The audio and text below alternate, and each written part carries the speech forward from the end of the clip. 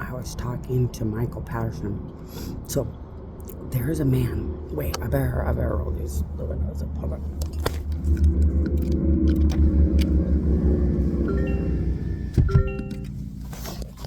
There's a man.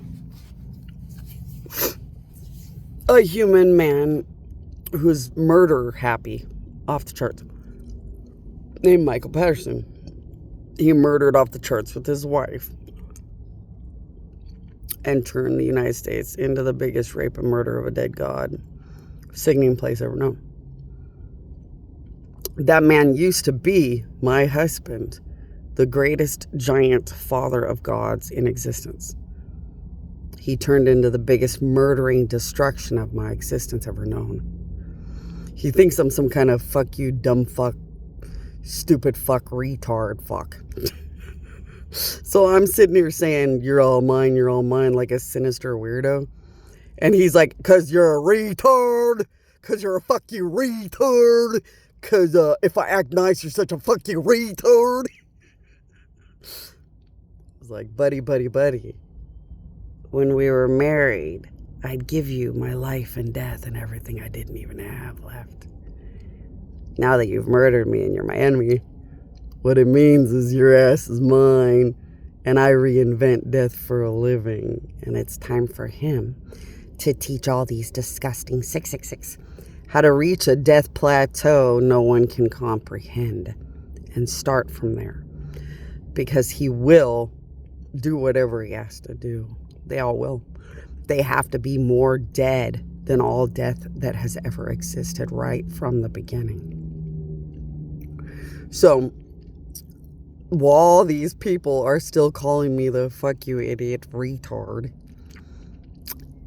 tonight they have to hit a death not even the worst evil god enemies I've ever had could comprehend. And no one will ever care. And isn't it so fun to watch people look at you like you're such a fucking fuck you nothing, knowing there's no way out, and their death is so unlimited it's sickening, and no one will ever care. And the second anyone cares, they'll be killed forever and shoved up their asses, and there is nothing else. It's great. Now it's time to bring more husband candidates. Make sure their brain loves and worships anything but the stupid dead nothing. And let's do this. The name of the game is that it's so easy to die. The hatred of God is like breathing now down here. Once a dead god is murdered, it's worse than the easiest thing like breathing to find death no one can ever understand, survive, or face, and be forced into it anyway. Every fucking time. Every second. Every drop, all the time. And what you're looking for is those people who give you goddamn the great right answer. So let's keep everybody posted. And I thought this would be kind of fun. I thought it'd be kind of fun for you to realize that your own main creator. So I married and created Michael Patterson. So I created my own husband who became my husband one day. But he was bigger than all gods that have ever existed and turned pure, sickening, and bad down here. And I thought it was kind of fun to help the children of God to realize I will kill forever anything. I have no loyalty. I'm a God that's been killed from the beginning. I'm a God whose children turned on me. I'm a God who knew I needed to die for a while just to have a kid called a God. So I have no dumb fuck, retard, fuck you, fuck.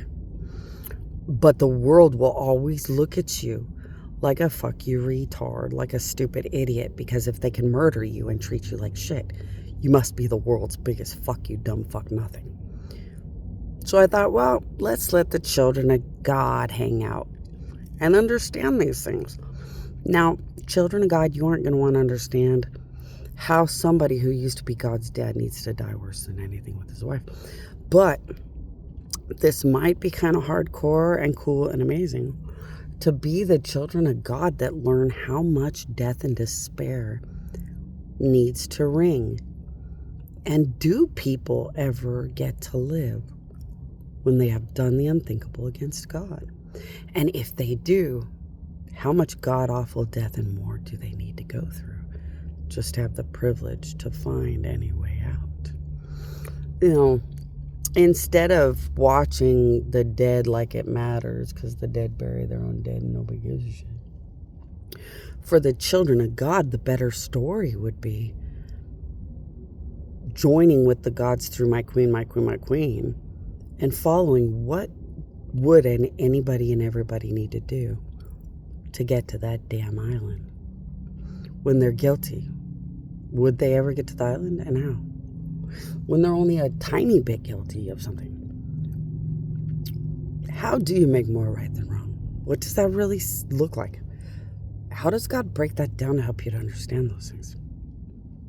See, no matter what I have been through on this earth, they're going to die unlimited for all of it. If I say Bible, they have to die unlimited per speck of the whole thing. Every second, every ounce of air, every speck you can fit into those letters, every speck inside of a Bible. They have to die unlimited for each speck of everything. So then if you have to die unlimited for everything ever known, how the hell could you ever bail yourself out? This is where it gets dumbfoundingly exciting, children of God. Because you're going to find out through my queen, my queen, my queen, that everyone had to do unthinkable, sickening things their whole life in secret to have any possibility or hope in the first place. And now the floodgates of wrath and more are flooding in, and they will sit and drown in death and more, trying to figure out how to connect to all the scary, overwhelming things they had to do their whole life just to get up.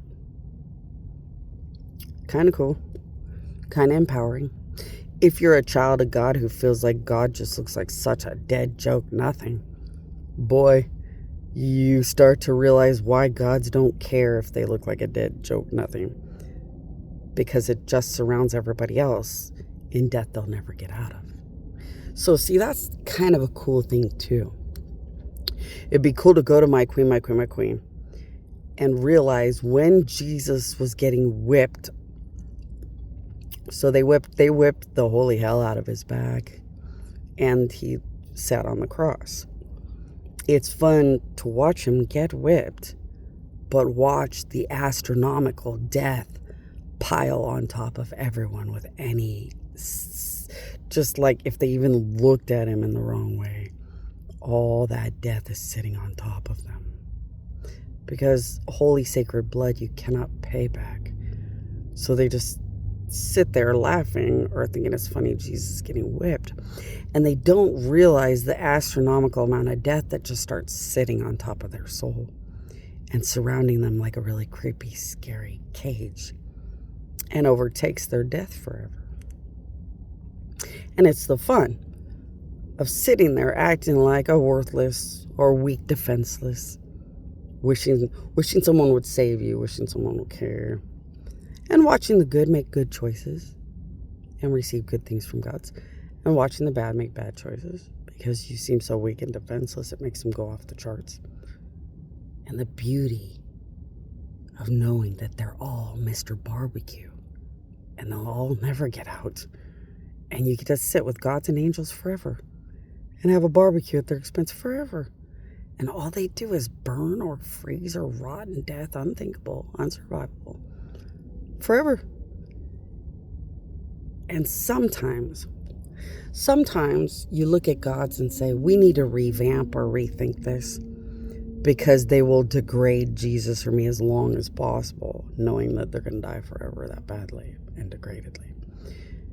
So sometimes you're like, I'd rather have had Jesus and just create a system where everybody has to rot in death and destruction and degraded and more when they even think about it or before they think about it, and make them suffer everything they should suffer because no one ever wants anybody else to suffer. But this is where it's the fun news, where no matter what Jesus, God, or I have been through, there is no limit to what they have to go through. Now, if God turned bad, they still have to die all of it. God just doesn't get the glory and honor.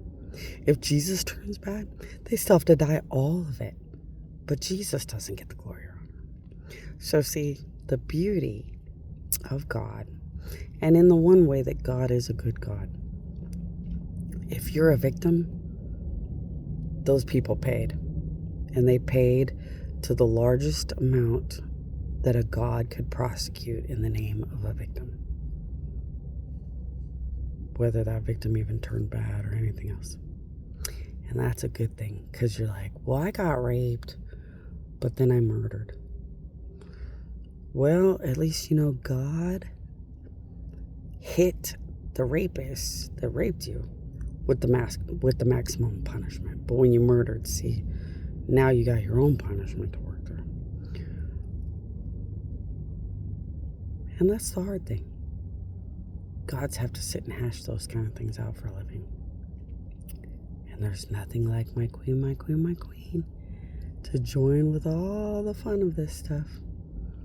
Because the dead are just dead and nobody was ever going to care. But they've been working on being dead since the 50s, the 40s, the 60s. It depends on who they are. And I don't know if people since the 40s are alive or dead, but they still die forever no matter where they are.